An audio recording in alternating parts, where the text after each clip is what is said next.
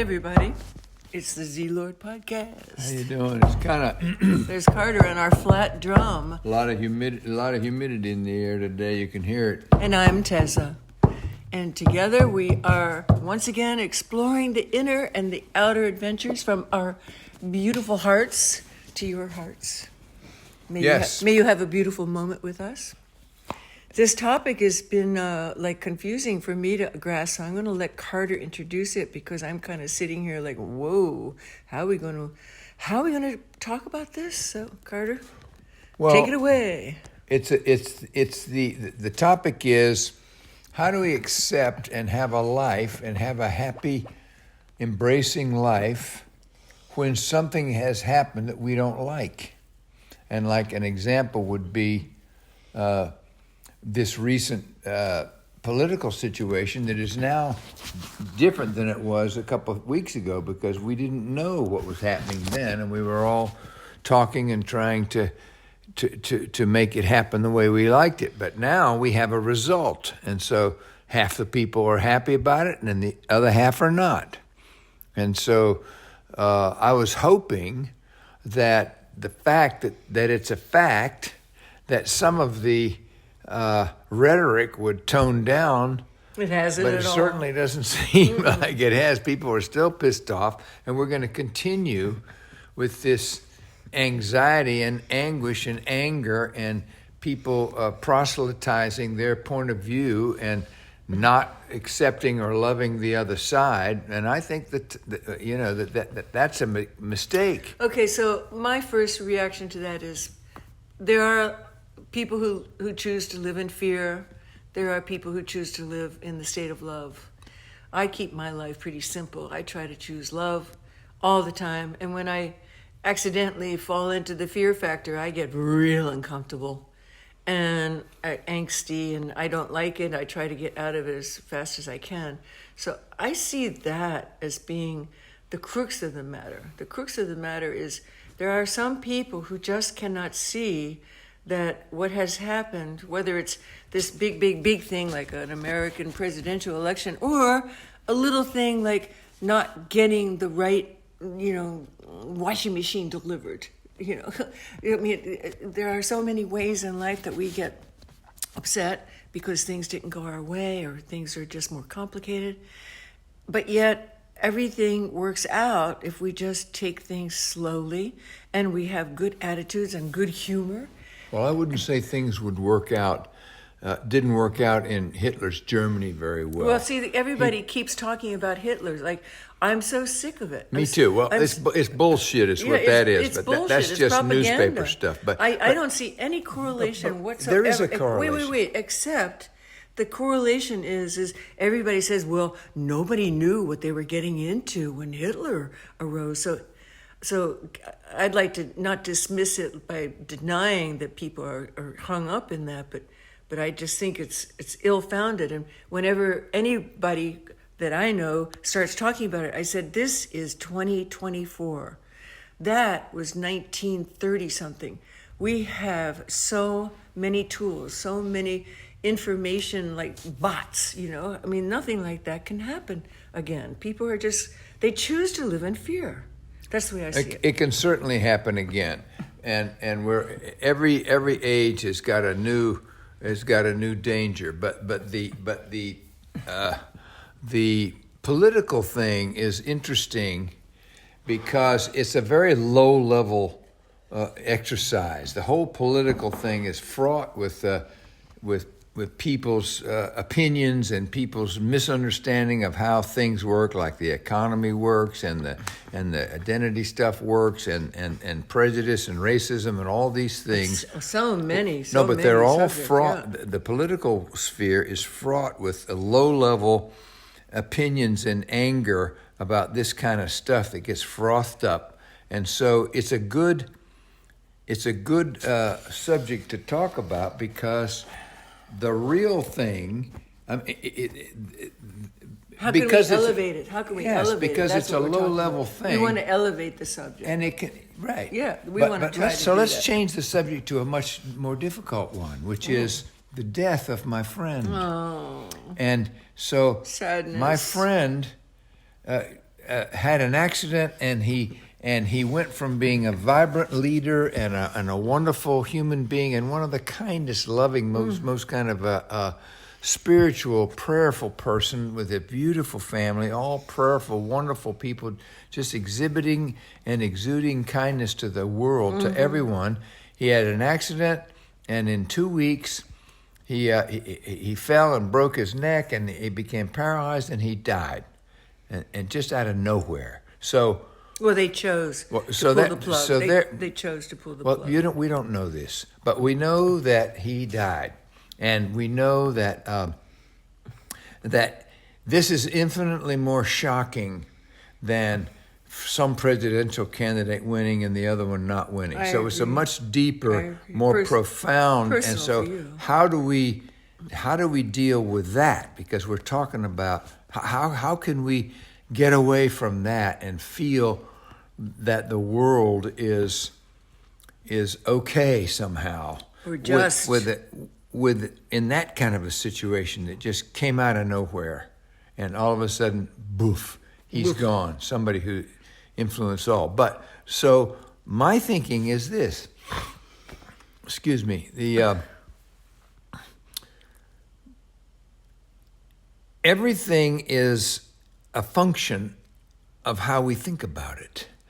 The political, and this situation here with my friend. And so let's just talk about my friend for a second. So how do we reconcile this? How can we feel good about life after this kind of a tragic horror is what it is. And this shocking, person's wife, and a total shock out of nowhere. And this man's wife helped me understand this in a very deeply profound way, and I'm still thinking about it, but I'll offer this. And these are prayerful people who trust the Lord and trust God and trust that there's a power greater than all of us, and that there's things going on that we don't understand, and that there's things bigger than us, which I also believe in that also. Like if one doesn't happen to believe, like a lot of my friends don't, that there is a quote God unquote, if they resist that concept. Is there a conversation? There's a conversation, but let me just put this point out, because this is what she said, which I thought was amazing. That if it, that one can think, if one doesn't accept God and a benevolent higher power, then you can certainly accept that the universe and the cosmos and the black holes and the lasers and all that going on out there in the heavens is bigger than us. Yes, let's just assume that everybody's got some relationship with the cosmos that is inexplicable, ineffable. And we all have that. Okay, so what is it that the wife said? So we all have that understanding that there's bigger things than that. So she said that she heard a sermon from a person who was a godly guy and plugged in, and the essence of it was that God, the all-knowing, higher than us, universal God, the cosmos, the consciousness, is not random, and that when God points an arrow, it goes where he wants it. And he pointed this arrow at our friend, and he got him dead on, and now he's gone. And so she has accepted that this was his time.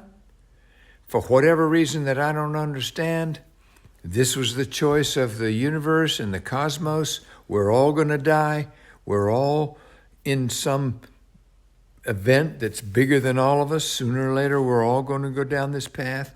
And that her job is to accept this and not just fall apart and go want to kill herself, but to stand up and be a beacon of strength for her own family and her own kids, and who are all dealing with this on a lower level, because she's way out there. These people are way out there in their beliefs. You mean understanding that we are connected to the divine? We're all, and their understanding of the higher spiritual realms are way out there beyond almost anybody I know. So for her immediately, within this, even while she told me this before he even passed, this is like a few hours before he passed, she relayed this to me. This is the way she's thinking about this, that he's ready to go. I've asked him, he says he's ready to go. He couldn't breathe. And so we're gonna take him off of the machinery and let him breathe or not, depending on how it is. And we're all good with it. Mm-hmm. So this is, and so to be able to accept something that you just can't fathom it is a gift. It is a technique in a way. So if we want to relate it to the political, which is extremely low level, that's another discussion. But so what is your thought on this? Well, what you've just said is pretty profound, Carter. Once again, you kind of slam me from the side whenever we have these discussions, and I'm sitting here like awed, like, okay, of course, it's when you're dealing with the death of a loved one compared to the outcome of an election, there's no comparison, because your heart is broken. But yet I know many people who feel brokenhearted and absolutely negative about the outcome of the election, because I believe they choose to live in fear. And so once again, like I said, it's like, call it God, but I also call it love.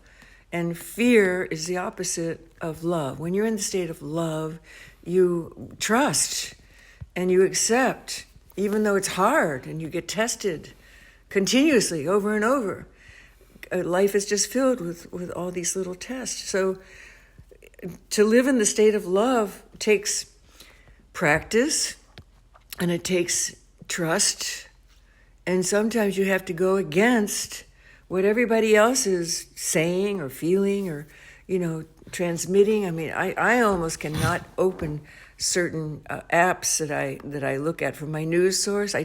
Since the election, I'm just appalled at how they are continuing, like you said, the rhetoric, the doomsday rhetoric is just unbelievable. Instead of saying, well, why can't there be another way of looking at things, and we don't know everything, and perhaps there's going to be some surprises in store for all of us. Amen. But there is a huge change, and it has been elected, and the people have spoken. Not unanimously, like it's pretty strong. It's strong. It's not 50 and 50. It's stronger than 50-50.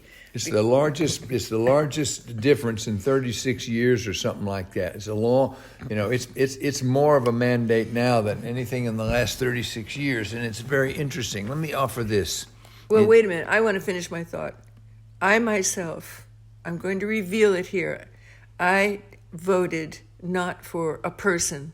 I voted for a philosophy, a principle, or, policies, some people call it.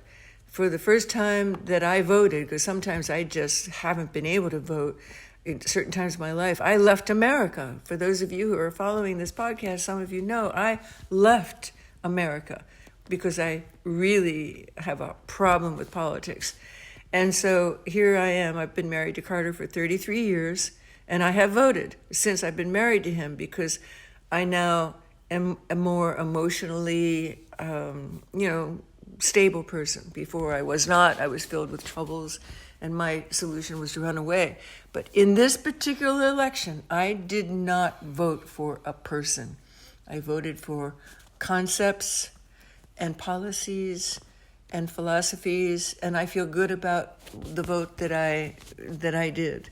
And so everybody has to look inside their heart. But I mean, I hear so many people using the name of the president rather than what he stands for. I mean, I know many, many, many Republicans who are not happy with the choice of the candidate, but that's the way it went. That's the way the cookie crumbled. That's the way the dice was thrown. That's what happened.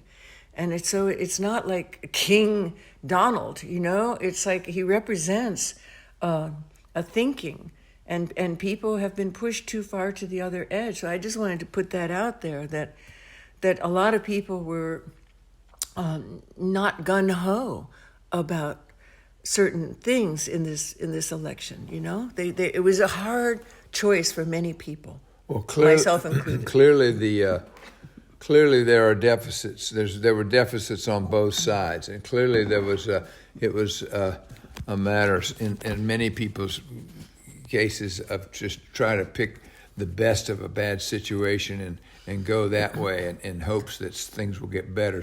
Can I also bring out one other thing? I'm sorry, and then I'm going to let you talk, Carter. Don't be frustrated. I just want to. You brought a correlation of your friend.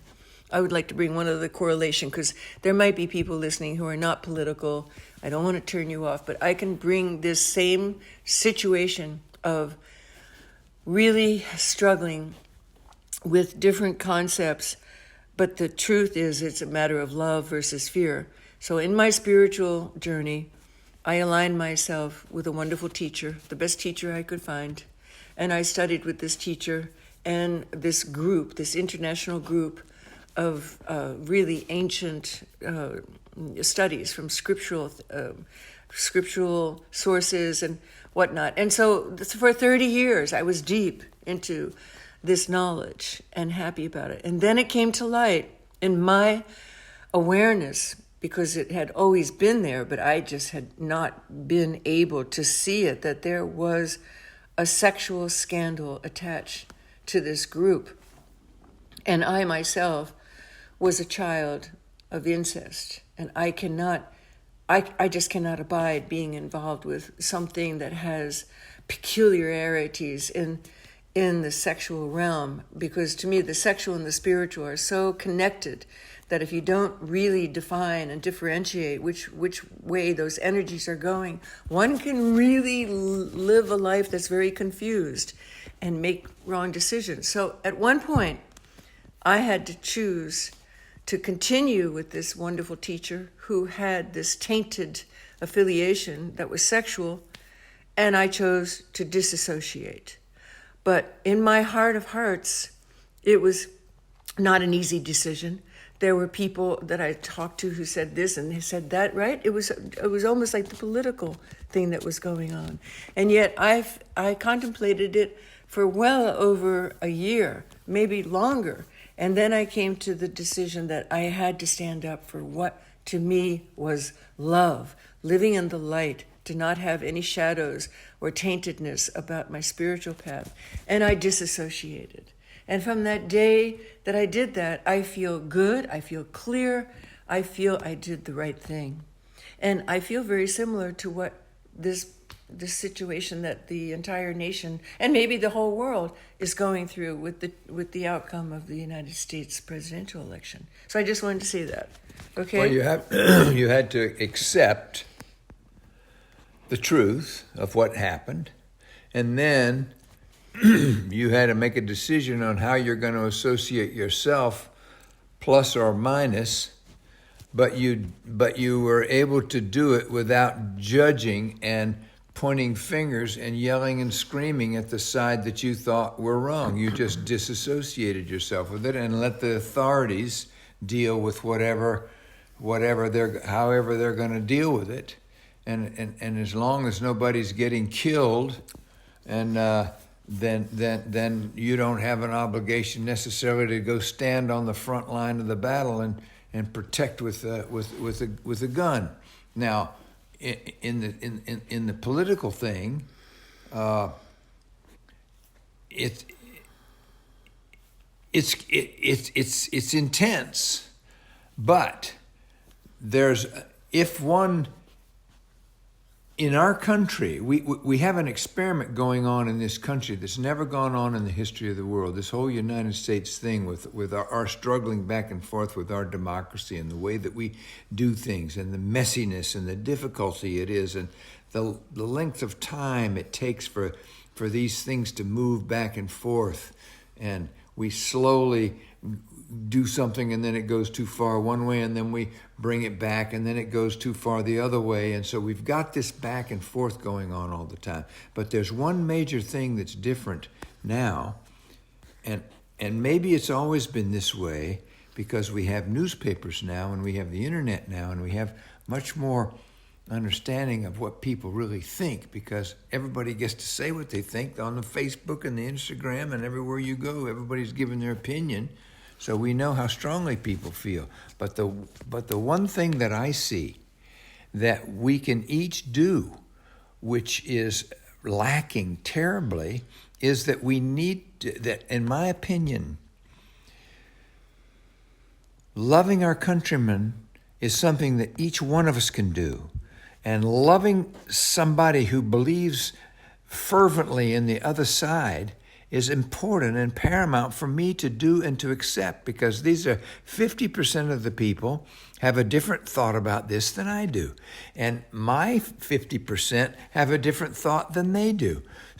But to stand and scream and yell and point and call names and have hatred and anger, this is not the way to be countrymen, and to give people the benefit of the doubt and watch and see what happens. Now, in my view, right now, just like if the other side had won, then we would just wait and see how it goes, and try to be supportive spiritually, and to love our neighbor, and to recognize that they are and love our enemies too. Yeah, love our enemies. but they're not our enemies. These are our countrymen. Yes, I know. That's what the problem is here, is that we're assuming that the other side are our enemies, and that's wrong, and that's bad thinking, and that's something that we all can deal with every single day in our own way. You say, oh, well, there's nothing I can do about it. Well, there's nothing I can do about who won the election or didn't win the election. There's nothing I can do about that, but there's certainly something I can do about the two people across the street from me, one who's on one side and one who's the other. I can love them equally, and I can respect them equally, and I can listen to them equally, and we can discuss things in a sane, reasonable manner. We can even end up at a total disagreement, and yet we're countrymen, and we can still love each other. And this is what, and so that's one thing. And the love your enemies thing that you've put here by Arthur Brooks, the essence of it is that we've created a culture of contempt, where we have contempt for each other. And this is the one thing that we have to force ourselves to not allow, because contempt you can't get over. You can get over anger or being mad at somebody or whatever. You can get over that and be forgiving, but you can't get past somebody who's contemptuous of you, or if you have been contemptuous to them. So, but anyway, the point I was making was there's a certain amount of reality that if things don't go our way in life, then a lot of the way we react to it is a function of how we think about it. So we have control over our thoughts. We have control over the choices that we make in choosing, and we have always the opportunity to raise up the bar and to raise up the thinking to a cosmic level, and recognize that the universe is bigger than any of us and all of us by a factor of a million. Zillion. We are tiny little things. A billion. And we're important. We are all part of God. We're part of the fabric of God, and we're infinitely important. But we're not so important that our opinion is more important than our love for our fellow countrymen and for other people. So let's talk about love. Let's talk that's about the most important love. thing. I mean, how do we love something that is difficult to love? We accept it. First of all, we have to accept that there may be a result of something that we don't like, and we have to recognize it, become aware that something's happened that we don't like, and then we have to say, okay, that the grass is green. I wish it was blue, but it's green. So I'm going to have to deal with the green grass. And so how am I going to overcome the fact that I can't stand green? I hate green. Every time I take a step on green, it makes me nauseous and sick. Whoa. But how am I going to walk across the green grass everywhere I go without just feeling terrible and having a bad life. Because clearly that is on me. If I can't stand the color of green, that has a hell of a lot more to do with me than it does with the green grass. So I must accept the green, and somehow, I'm not saying that you can immediately just snap your fingers and now you like it. Of course not. I just have to figure out how I can accept this and not let it overpower me and ruin my life and ruin the life of my friends who have got a green grass while I've painted mine blue on the other side of the street. So we've talked a lot about awareness, acceptance, action. That's been a continuing theme for all 5 years that we've been podcasting. And so we can apply that here. How do we accept the unacceptable? Or, and change the contempt that one might feel in their hearts. If we look and be honest with ourselves, there's something inside each one of us where we could improve. It may not be as harsh as contemptuousness, but it could be just unwillingness to see the good in something that has happened that was not our favorite choice, So to me, it's about having the awareness that you want to live in a state of love. And if one doesn't have that awareness, a person could easily just by default find themselves living in a state of hate and fear. That's what's happening. Yeah, because they're not aware of the fact that every single word they say counts, every action they make counts, and it either takes you further towards a state of love or back toward that horrible, yucky, hellish state of fear. And if we all are aware that we have, if we remember, like if I remember in the midst of some anger and horror that I'm living in, if I remember that I have choice of how I want to think about this, that I have been given freedom of choice. Each human on earth has been given freedom of choice, so we can think about this any way we choose. And part of my job is to program myself to think in a way that is the highest and will uplift everybody. And every single time, if I choose to love and accept the other guy and to put other people ahead of me, I'm on the path. Because that's what all scriptures say on all these different religions is the golden rule is to do unto others as you'd have them do to you, and love God and love. So when I do that, I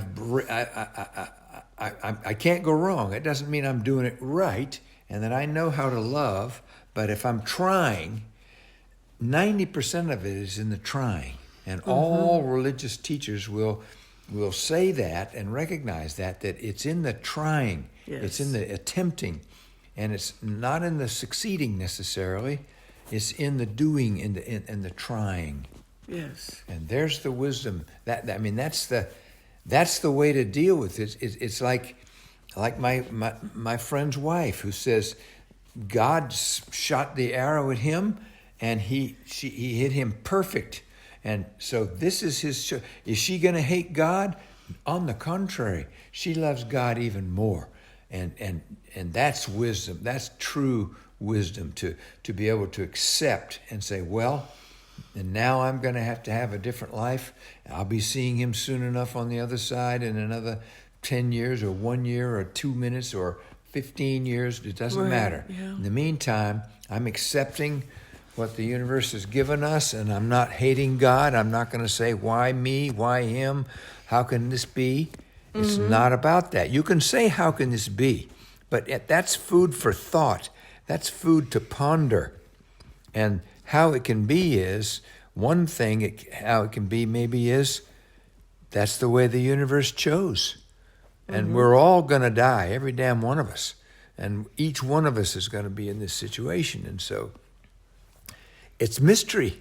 There are mysteries. There are mysteries.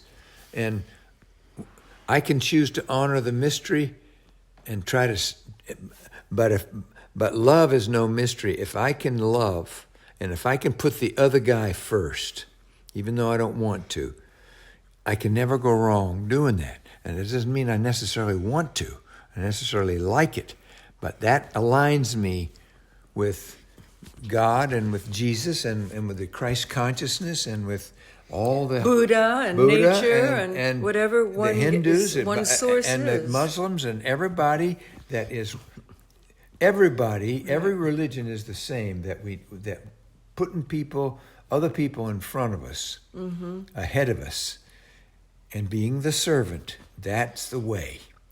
I think that the only thing that we haven't really talked about that I feel we need to is our feelings.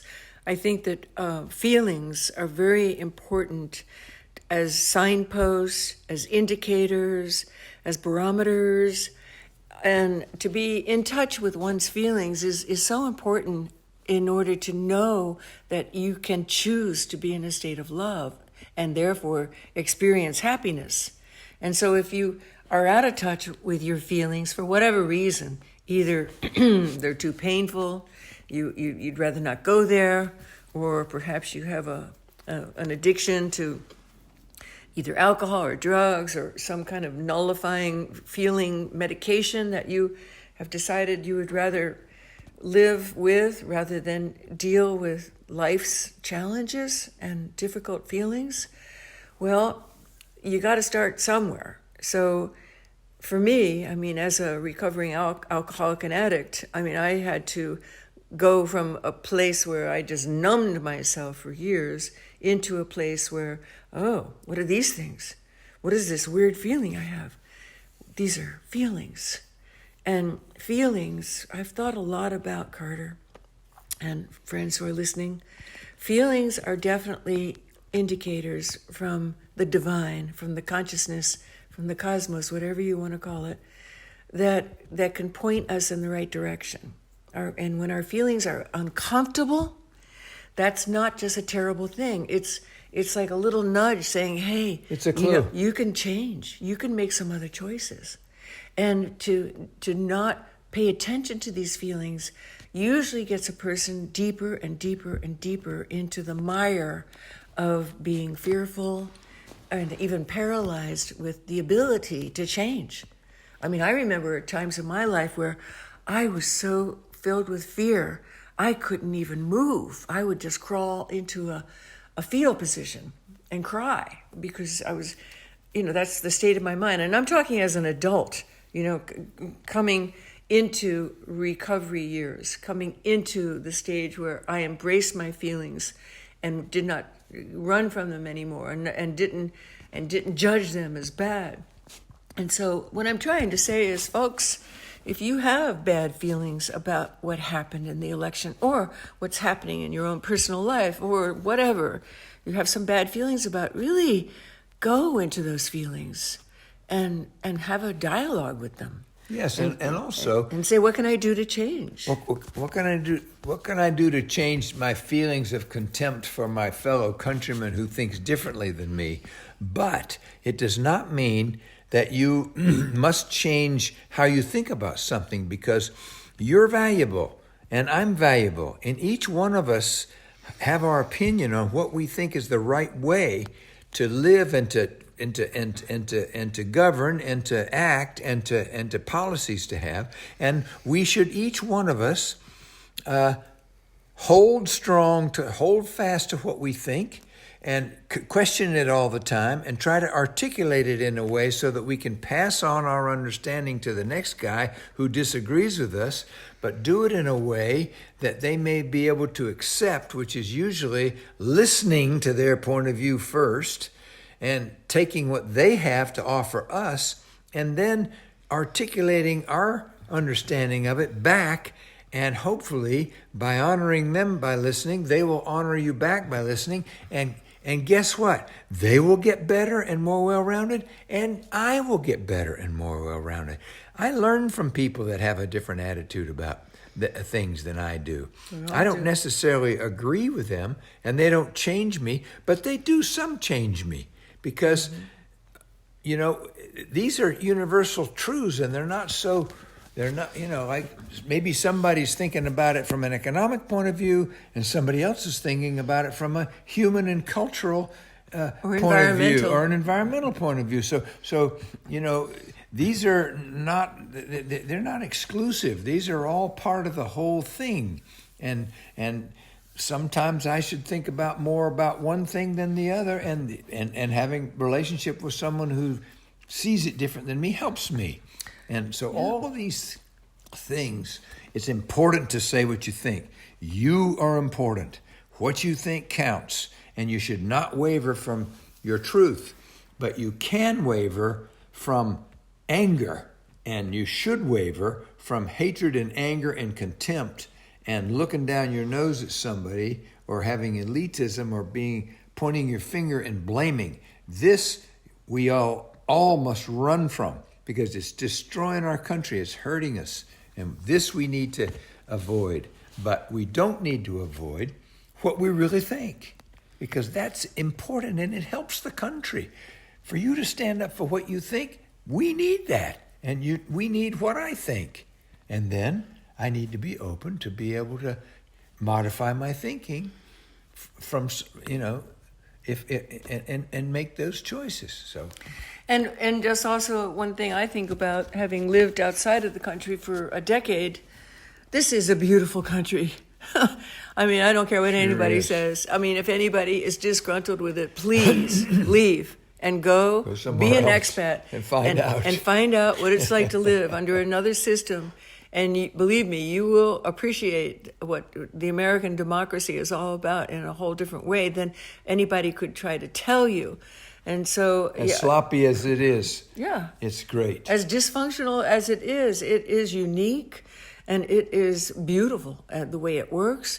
And it has a shift, an ever changing shift. With the two-party system, I don't think we'll ever be able to have a third party. I mean, I've discovered that there's just not any way that the things could function with Congress and Senate, and you know, it's set up for a two-party system. I don't think a third party could squeak in there. I just don't see how that could be. But anyway, I hope that our conversation today has been helpful for anybody who is feeling disgruntled, or just how to deal with the shock and how to deal with the change of life. And just remember, folks, that you always have the choice to embrace love and to just walk away from fear. You don't have to buy into it. And it's your choice. And it's a new day. It's a new day. It's a new day. As my friend told me, said, well, my friend who was actually one of the czars. Okay, we talk about Al, and he's the third member of our podcast who's never present, but we talk about him practically because every he's so single smart podcast. And he's so wise. and I spoke to him the other day, couple days ago. Tell us what Al said. Al said 2 days ago our on third the invisible phone to member. me, said, well, the election didn't go the way I want it, but now we need to all get together and see what we can do to make this a better country. We can all see if we can join together and make some good choices that'll make the country move forward. And this is his brilliant attitude and this absolute right way of thinking about things. And this is a powerful guy who feels strongly. He's been a lifelong Democrat, and his attitude is always he did that before one time in another election, and I just Right. amazed at how all-reaching that attitude is, and how it just makes everything possible. Well, And that doesn't mean he's going to roll over and give up what he thinks. He's very articulate. Well, not just politics. I mean, when you have that attitude of acceptance, your whole life changes, and you become a happier person.